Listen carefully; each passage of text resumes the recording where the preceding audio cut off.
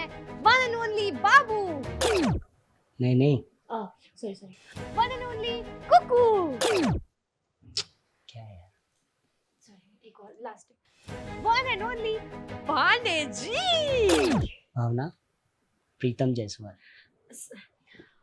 हमारे साथ इस वक्त है one and only Pritam Jaiswal. सही है अभी? ट्रू।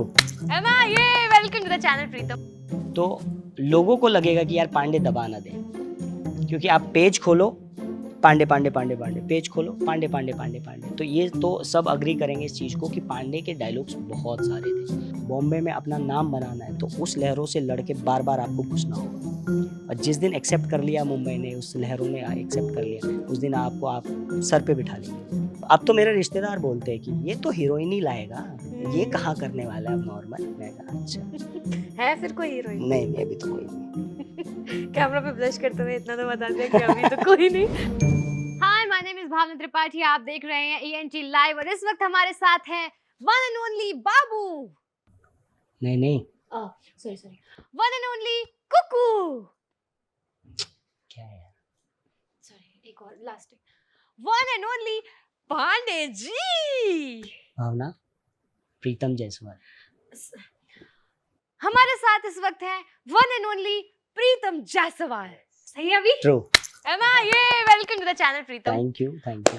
प्रीतम, बाबू, कुकू या पांडे, क्या कह के बुलाऊं? अभी तो खैर मैं बाबू से बहुत फेमस हुआ था, सब लोग बाबू को बहुत प्यार दिए थे। और अभी करंटली आप मुझे अमित कुमार पांडे करेली प्रयागराज वाले बोल सकते हो, क्योंकि बहुत सारे दोस्त, बहुत सारे फ्रेंड्स मुझे पांडे के नाम से अभी बुलाने लग गए। पांडे के नाम से? यस, तो आप मुझे अमित कुमार पांडे करेली प्रयागराज पूरा बोलना पड़ेगा। अच्छा, अमित कुमार पांडे करेली प्रयागराज। यस, है ना? Thank you. ठीक है, तो अमित कुमार पांडे करेली प्रयागराज की ये जो जर्नी है प्रीतम जायसवाल की, ये मुझे थोड़ा सा बताइए। मुझे एक सीरीज मिली थी UP65, जो कि बनारस का RTO नंबर है। तो जब ये तरन सर इसके कास्टिंग डायरेक्टर हैं, तरन बजाज, तो वहाँ से कॉल आया था, तो एक ऑडिशन दिया था मैंने अमित कुमार पांडे का। हम लोग क्या होता है एज एन एक्टर, हम लोग ऑडिशन दे के भूल जाते हैं। भूल इसलिए जाते हैं क्योंकि अगर हम याद रखेंगे तो वो हमें परेशान करेगा कि आया क्यों नहीं, क्या हुआ, मेरे टैलेंट में कुछ कमी है या फिर कुछ और कमी है या जैक लगाना पड़ेगा। तो हम लोग ऑडिशन देके भूल जाते हैं, और ऐसे ही मैंने ऑडिशन देके भूल गया था मैं। और सडनली मेरे को एक दिन कॉल आता है कि आपको डायरेक्टर से मिलना, और हमारे डायरेक्टर थे गगनजीत सर। और तो बोले कि मिलना है, और मैं मिलने गया ऑफिस। तो एज एन एक्टर मैं मतलब थोड़ा सा चालाक आपको बनना पड़ता है, क्योंकि अगर आप चालाक नहीं होगे, अलग से नहीं दिखोगे, तो आप भीड़ में शामिल हो जाओगे। तो मैं जब जा रहा था रास्ते में कि अब सर से मिलने जा रहा हूँ, तो मैंने सोच लिया था कि मैं जाके ये नहीं बोलूँगा कि hi sir, I am Pritam Jaiswal. मैंने बोला hi sir, I am Amit Kumar Pandey. तो गगन सर कंफ्यूज हो गए, तू तो तब उनको क्लिक, ओ ऐसा। स्मार्ट। तो वो मैं तभी से सोच लिया था कि ये कैरेक्टर मैं ही कर रहा हूँ, क्योंकि फिर आपको बिलीव कराना होता है यूनिवर्स को कि आप ही कर रहे हो, और मैं वैसे ही प्रेजेंट किया मैंने अपने आप को।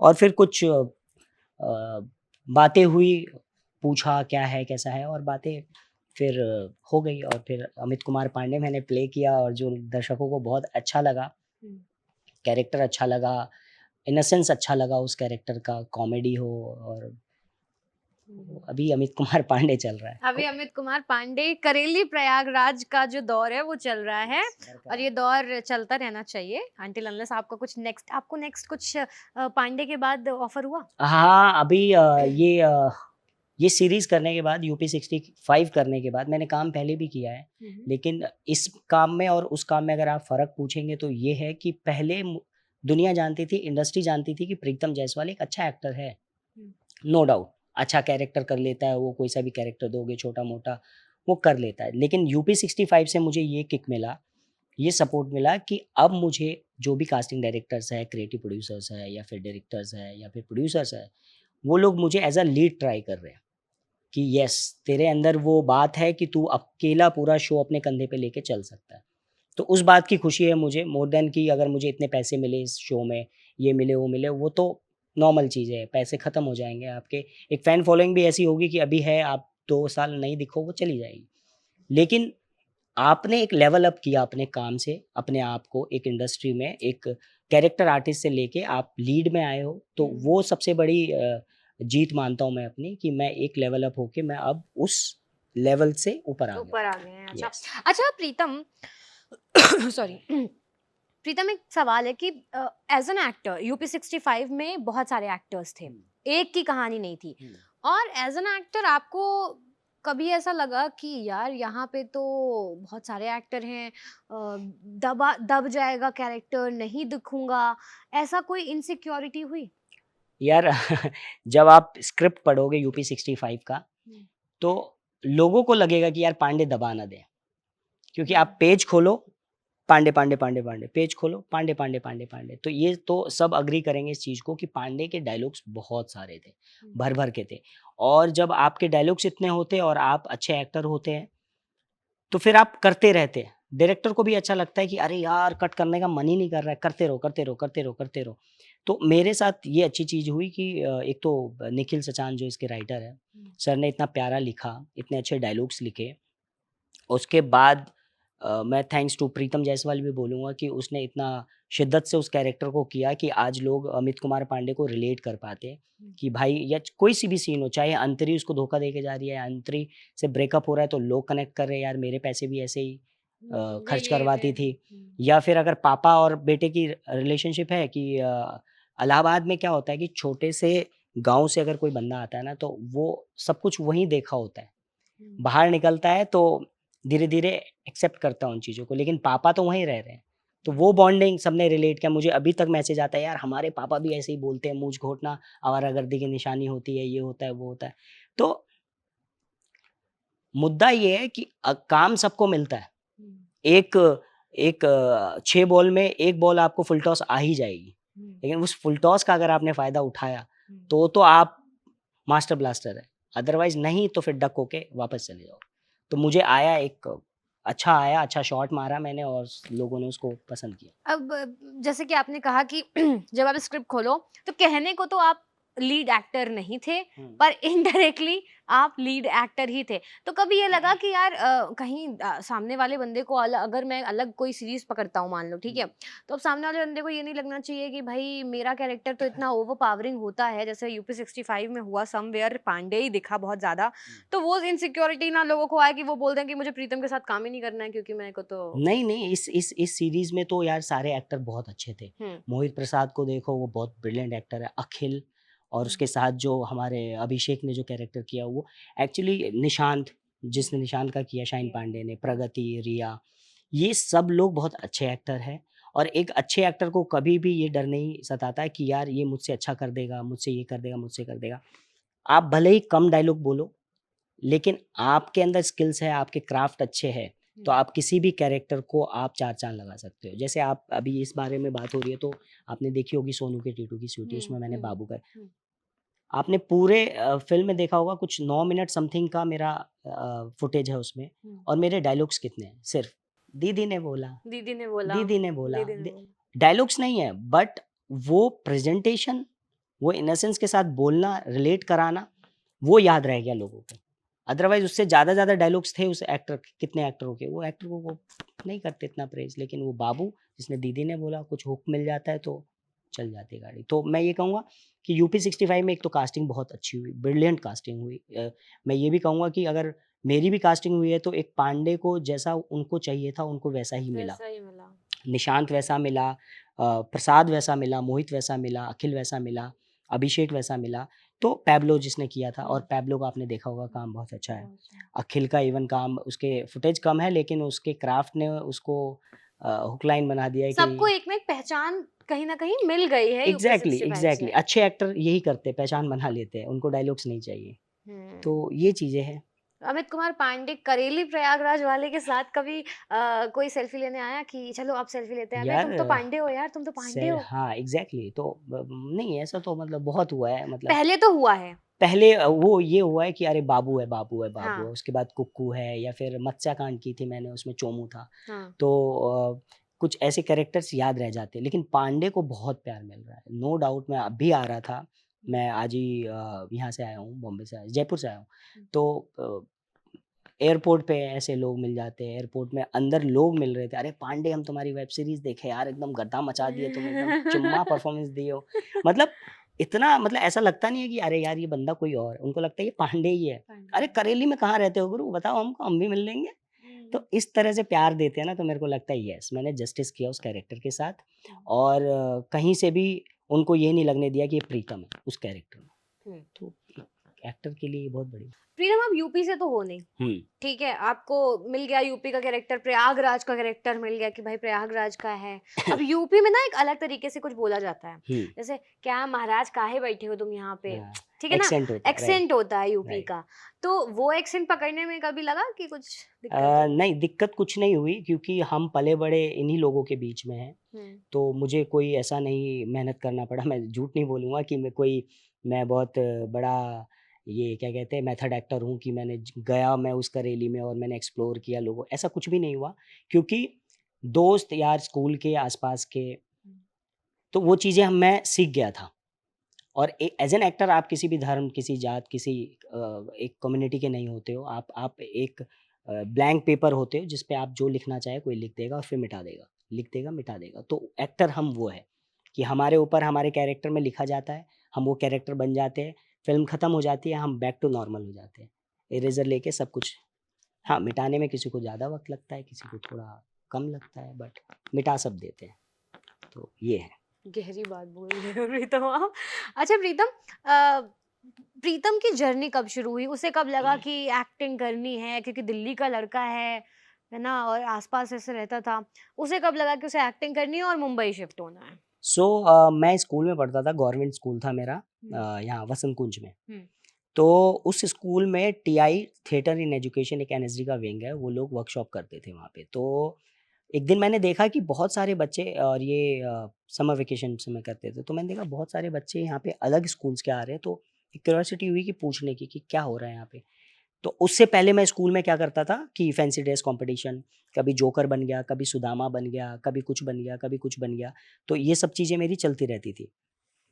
कट टू उस दिन मैंने पूछा कि ये क्या है? तो उन्होंने बोला ऐसे-ऐसे ड्रामा की वर्कशॉप होती है। हुँ, मैंने कहा अरे ये तो मेरे को करना है, अभी करवा दो मेरा, मेरे हुँ। स्कूल में हो रहा है। तो उन्होंने ये बोला आप नहीं, किस क्लास की बता रहे हो बात? ये मैं था कुछ 8th में, हाँ, ओके। 2008 में, हाँ। हुँ, तो ऐसे हुआ, तो उन्होंने बोला ऐसा नहीं है, एक प्रोसेस होता है, आपको फॉर्म भरना होता है। फिर बोला नेक्स्ट ईयर, तो मैं नेक्स्ट ईयर वेट करता रहा, नेक्स्ट ईयर आया।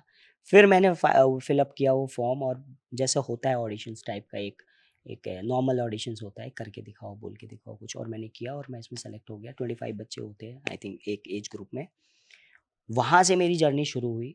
तो एक होता है ना कि आप एक रास्ता भटक गया था एक इंसान जंगल में, और उसको कोई मिल गया जो हाईवे तक जा रहा था। हुँ, तो वो हाईवे मेरे को मिल गया, और मैं जब उस पे चढ़ा तो फिर मैंने आज तक हाईवे नहीं छोड़ा। हुँ। क्योंकि मुझे पता है कि ये हाईवे मुझे एक दिन मेरी मंजिल तक ले जाएगा। तो फिर मैं NSD part 1, Sunday club part 1, part 2 ये सब करके, तो आपको बेसिक्स क्लियर हो गए मेरे। एक एक्टर, कोई भी, सही बात है, कोई भी बड़े लोग बोले कि कोई इंस्टीट्यूट आपको एक्टिंग नहीं सिखा सकता जब तक आपके अंदर ना हो। तो मेरे अंदर था, इसलिए उन्होंने इतना हेल्प किया मुझे कि और तराश दिया। पॉलिशिंग हो पॉलिश गई। कर दिया। उसके बाद फिर सपने देखना कि बॉम्बे जाना है, लेकिन बॉम्बे में कोई था नहीं, हुँ, तो कैसे जाएँगे? तो एक भैया थे, सत्या भैया, सत्या गुप्ता, वो मुंबई में लाइन प्रोड्यूसर थे, तो उनके थ्रू मैं उनके पास गया, और धीरे-धीरे फिर आना-जाना, आना-जाना। 2013 में मैं फर्स्ट टाइम गया था, हुँ, और फिर वहाँ पे रुक के एपिसोडिक्स करना, ये सब करना, तो आपको पूरा पता चल जाता है। एक बार आप किसी मार्केट में जाते हो और 2-3 साल जाते रहते हो, तो आपको पता चल जाता है चीनी कहाँ मिलेगा, गुड़ कहाँ मिलेगा, मसाले कहाँ मिलेंगे। तो वो चीज़ मुझे पता चल गया बॉम्बे जाके कि कहाँ से काम मिलेगा, कहाँ से फेक प्रोमिसेस मिलेंगे, कहाँ से पैसे ऐंठे जाएँगे और कहाँ से आप पैसे कमा सकते हो। पैसे भी ऐंठे जाएँगे। ऑब्वियसली पैसे ज़्यादा ऐंठे जाते हैं, क्योंकि किसी को भी ना शॉर्टकट बहुत पसंद होता है, किसी को भी। उसको लगता है कि ओवरनाइट मैं स्टार बन जाऊँ, हुँ, टीवी पे आ जाऊँ, गली के लोग बोले कि मैं स्टार बन गया। मोहल्ले के लोग, येस! येस! हाँ। यही तो चाहिए था। बट वो यही चाहिए में वो लोग इतना गलत ट्रैक पे चले जाते हैं, चाहे पैसों से, चाहे फेक प्रोमिसेस से, कुछ भी। तो वो नहीं होना चाहिए। तो फिर 17 में मैं वहाँ जाके शिफ्ट हुआ। मुझे एक लक्स कोज़ी के लिए एक ऐड मिला था वरुण धवन के साथ, वो किया मैंने। हुँ, उसके बाद फिर ये सोनू के टीटू की स्वीटी का ऑडिशन हुआ था, तो मैं गया था, ऑडिशन हुआ और वो क्रैक किया मैंने, तो पहला मेरा डेब्यू फ़िल्म सोनू के टीटू की स्वीटी, और उसके बाद भी संघर्ष जारी रहा। ऐसा नहीं कि वो करने के बाद फिर मेरे को लगा कि यार बस हो गया, अब वो हाईवे पकड़ा था, अब आ गया मंज़िल, नहीं, हाईवे नहीं, अभी तो बस कोई आया था लिफ्ट दे के गया थोड़ी दूर तक और फिर उतार दिया और फिर पता नहीं कब देगा कोई लिफ्ट। तो मैं चलता रहा, चलता रहा, चलता रहा, फिर 2021 के बाद मैंने मत्स्यकांड किया, टीटू अंबानी किया, ये अभी जो रिसेंटली यूपी 65 है, अभी मेरी आने वाली फ़िल्में हैं। एक संजय दत्त सर के साथ कर रहा हूँ मैं, वजेंट्री, और वाइल्ड वाइल्ड पंजाब मैंने किया है। अभी एक वेब सीरीज़ है यशराज की, हम्म, द रेलवे मैन, हम्म। वो किया है मैंने। तो अब कुछ प्रोजेक्ट्स हैं जो आने वाले हैं। तो ये जो लंबा गैप हुआ था आपका 17 के बाद, या जब आपने सोनू की बेटी की स्वीटी की, और उसके बाद सीधा 2021 के बाद कहीं न कहीं वो ताले यस, जो यस, जड़े यस। हुए थे वो खुले। क्योंकि जब आप फैमिली के साथ रहते हो तो आप बहुत प्रोटेक्टिव माहौल में रखते हो। घर वाले आपको कभी भी ज़रा-सा बिल्कुल, भी ना स्ट्रगल क्या होता है उसका नहीं एस भी पता। पता नहीं यस, चलने यस, देते यस। हैं। लेकिन जब आप बाहर जाते हैं, एक अनजान शहर में जाते हैं, वहाँ पर आप जाकर के हर चीज़ का स्ट्रगल होता है। एवरी लिटिल थिंग सबका यस, स्ट्रगल होता है। वो मुंबई में फेस किया? बहुत, मम्मी-पापा बहुत की किया। याद आई, घर की याद अरे! आई? मैं तो पहली बार जब गया था 2013 में, हुँ, तो मैं गया था कि अब आऊँगा तो जब काम मिल जाएगा और ऐसा-वैसा। हुँ, तो मैं जस्ट एक तरह से भागना हुआ हूँ, मैं भाग गया था घर से। तो तब तो बहुत दुःख हुआ था माँ-बाप को कि कहाँ जा रहा है, क्यों जा रहा है, ऐसे-वैसे। तो गया मैं, तो डीडी उर्दू का एक सीरियल आता था, मतलब आया ही था तभी, लॉन्च हुआ था, नन्हा मसीहा। हुँ, तो वो मैंने किया था, 5 बच्चों की कहानी थी, उसमें मैं एक था। तो जब वो किया और ये मिल गया था मेरे को कुछ 15-20 दिन के बाद, वाया-वाया कोई मेरा दोस्त एडी रहा होगा वहाँ, तो उसके दोस्त से कि ऐसा-ऐसा है, ऑडिशन दे दे, तो दे दिया था। बट 20-25 दिन हुए थे और मुझे घर की पहली बार मैं घर से बाहर गया था और रोने लगता था मैं, फ़ोन पे रोने लगता था, तो मैं वापस आ गया था। दिल्ली वापस आ गया। उसके बाद मेरे को ये लगा 2-3 महीने के बाद कि यार नहीं, ये तो वही वाली बात हो गई कि आप पौधा आपने उगाया, आपने डाला, पानी-वानी डाला और फिर अचानक से आपने छोड़ के चले आए। तो वो पौधा तो मर जाएगा। वो मर जाएगा क्यों? क्योंकि आपने पानी नहीं दिया, खाद नहीं दिया। अब फिर 6 महीने बाद आओगे, उसको देखोगे तो फिर से आपको नया पौधा लगाना पड़ेगा। तो ये जो हमारे, मैं सबसे कहना चाहूँगा जो भी नए एक्टर बनना चाहते हैं, जो भी करना चाहते हैं, आप कभी भी ब्रेक मत लो। आप ये मत सोचो कि 1 साल 6 महीने के बाद दोबारा स्टार्ट करूँगा। क्यों? क्योंकि आप एक पौधे को रोप रहे हो और आप अगर कंसिस्टेंटली उसमें पानी नहीं दोगे, खाद नहीं दोगे, उसको धूप नहीं लगाओगे तो मर जाएगा। तो ऐसे रिश्ते होते हैं इंडस्ट्री में, कास्टिंग डायरेक्टर्स को पहचान होती है, कॉन्टैक्ट्स होते हैं, वो सब मर जाते हैं। क्योंकि बहुत सारे कास्टिंग चेंज हो जाती है, कास्टिंग डायरेक्टर चेंज हो जाते हैं, प्रोडक्शन चेंज हो जाता है। तो ये एक बेसिक चीज़ रही थी जो मेरे को मतलब बहुत परेशान कर रही थी स्टार्टिंग में, क्योंकि आना-जाना, ₹3000 इकट्ठे करती थी मेरी मम्मी और देती थी कि जा, और मैं जनरल क्लास डब्बे में जाता था, नीचे बैठ के जाता था। सीट पे भी जगह नहीं मिलती थी, नीचे बैठ के जाता था और फिर क्योंकि वही ₹235 की टिकट आती थी और वो उससे जाता था, उससे आता था, ऐसे करके पैसे, और वहाँ पे कुछ ₹2500 पीजी वगैरह में दे के ऐसे करके रहा मैं। तो बट ये है कि अगर आपने शिद्दत से ठान लिया ना कोई चीज़, आपके अंदर है जुनून कि मैं कर लूँगा, तो फिर ये जितनी भी रुकावटें हैं ना, ये आपका कुछ नहीं बिगाड़ सकती।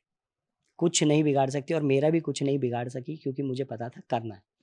और फिर वही कि 2017 से फिर मेरे को ऐसा सपोर्ट मिला। वही है, बट एक बात है कि 17 के बाद फ़िल्म, बड़ी फ़िल्म में एक बड़ा कैरेक्टर ही बोलूँगा, क्योंकि 10 मिनट किसी फुटेज को मिलना, किसी एक्टर को मिलना कम नहीं होता फ़िल्म में, और भर-भर के आपके डायलॉग्स हैं तो।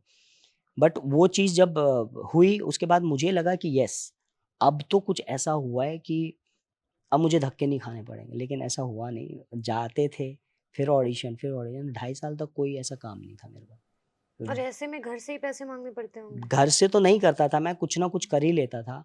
एपिसोडिक्स कर लिया या फिर आप जो भी एपिसोडिक्स आते हैं, क्राइम पेट्रोल हुँ, वगैरह, ये हुँ, सब कर हुँ। कर के मैं, मेरे को ये एक बात पता था कि मुंबई जो है वो लहरों का शहर है।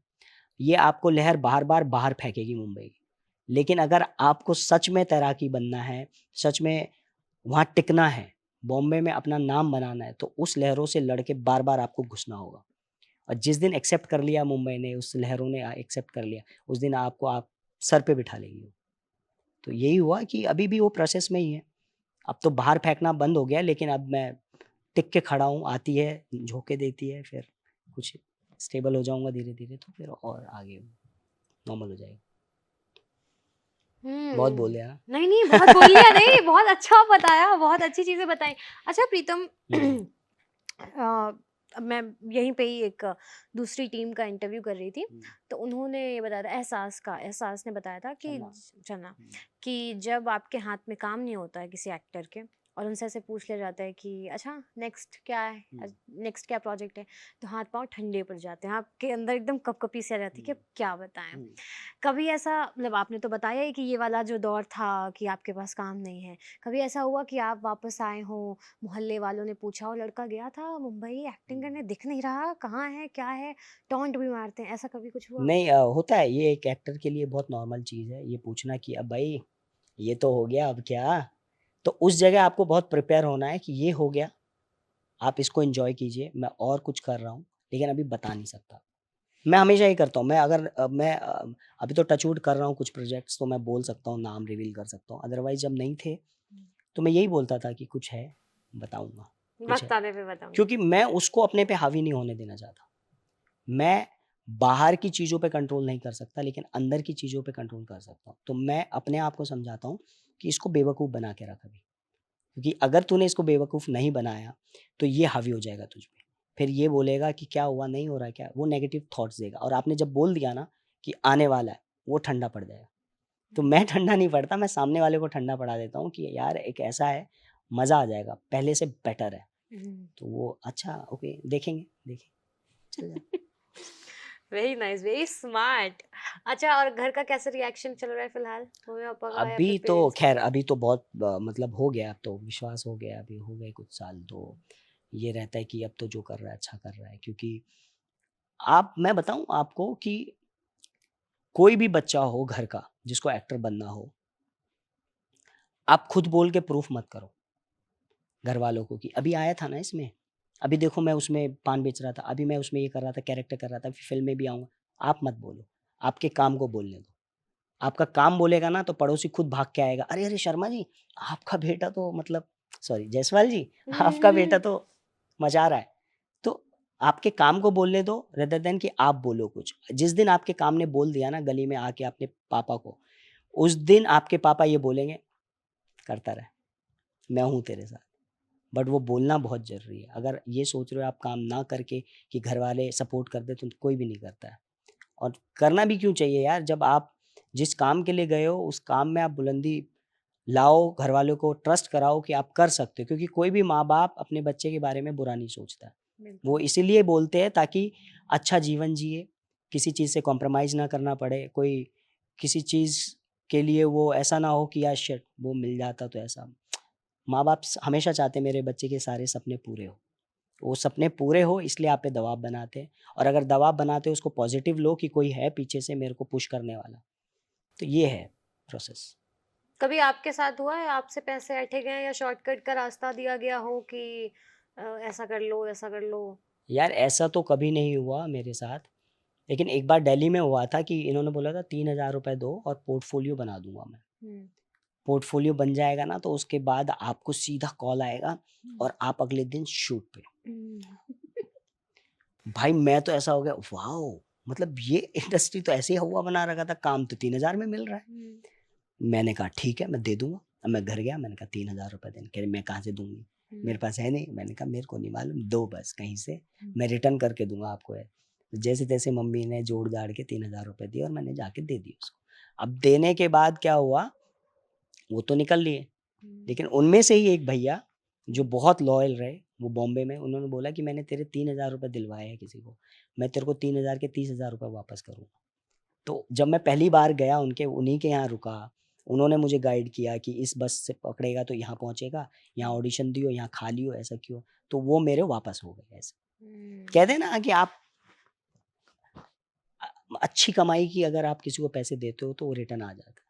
तो वही रिटर्न आ गया मेरे को। घर वाले बोलते नहीं बेटा अब उम्र हो रही है, शादी कर लो, गर्लफ्रेंड है क्या कुछ? हाँ, मेरी मम्मी मेरे से बहुत फ्रैंक है, बहुत प्यार करती है, तो उनको ये है, मेरे 2 भाई और हैं बड़े, तो उनकी शादी हो गई अभी पिछले साल। हुँ। तो कहती है कि अभी परसों ही बोल रही थी, "कोई ढूँढ रखी है कोई?" मैंने कहा, "ऐसा कुछ नहीं।" "हाँ, ठीक है, कोई बात नहीं, टेक योर टाइम, जैसा ठीक लगता है।" तो मैं पापा को चिढ़ाता रहा, मैंने कहा, "ढूँढी मेरे लिए कोई?" "अरे यार, ढूँढ लेना तुम अपने लिए अब।" मैंने कहा अच्छा। देखो तो आजकल के पेरेंट्स कितने फ्रैंक होते जा रहे अरे हैं बहुत भैया। बहुत बहुत बहुत। अब तो मेरे रिश्तेदार बोलते हैं कि ये तो हीरोइन ही लाएगा, ये कहाँ हम्म। करने वाला है अब नॉर्मल। मैंने कहा अच्छा। है फिर कोई हीरोइन? नहीं नहीं, अभी तो कोई नहीं। कैमरा पे ब्लश करते हुए इतना तो बता दिया कि अभी तो कोई नहीं। अभी तो आगे कोई। अगली बार जब आप लीड रोल के लिए आओगे ना इंटरव्यू हम्म। देने, फिर मैं आपसे फिर पूछूंगी अब ये डन तो, डन डन तब डन आप डन। बताना कौन है कौन नहीं है। श्योर। अच्छा, अगर किसी को एक्टिंग करनी हो तो उसे कितना प्रिपेयर होना चाहिए मेंटली, काम के साथ होमवर्क कितना चाहिए? और मुंबई इतना, चूंकि आपने बताया कि लहरों का शहर है और बहुत ज्यादा स्ट्रगल है वहां पे, क्या कुछ तैयारी के साथ जाना चाहिए वहाँ? सी अगर किसी को एक्टर बनना है और वो किसी बॉम्बे में नहीं है, कहीं बाहर है, तो पहली बात तो ये कि आप अपनी बेसिक्स ट्रेनिंग लेके ही बॉम्बे जाए। एक्टर बनने ना जाए, एक्टर बन के जाए, सिर्फ काम ढूंढने जाए। तो ये बहुत बेसिक चीज़ है कि आप गलती कहाँ करते हैं कि आप बॉम्बे जाते हैं, हम्म। आप पीजी में पैसा देते हैं, रहते हैं, महंगा खाना, महंगा रहना, महंगा सब कुछ, और उसके बाद आपको मिलता क्या है? काम ना मिलने की फ्रस्ट्रेशन। घर वाले पूछते कुछ हुआ? कुछ हुआ? अरे थिएटर कर रहा हूँ मम्मी। अभी क्या कर रहा है थिएटर? मतलब अभी मतलब टीवी पे कब आएगा? नहीं मम्मी अभी थिएटर कर रहा हूँ। अगर आप थिएटर करके जाओगे यहाँ से तो आपको बहुत सपोर्ट मिलेगा। आपके स्किल्स अच्छे होने चाहिए, क्राफ्ट अच्छे हो गए यहाँ पे, तो वहाँ पे जाके आप सिर्फ पॉलिश कर सकते हो कैमरे के सामने। वो जो कि मैंने किया। मैंने यहाँ मोर देन 800 स्ट्रीट प्लेस मैंने दिल्ली में किए। 800 स्ट्रीट? 800 स्ट्रीट, हर गली में जाके मैंने नुक्कड़ नाटक किया है। और उसके बाद मैंने स्टेज प्ले किया है, एनएसडी में किया है, श्री राम सेंटर में किया है।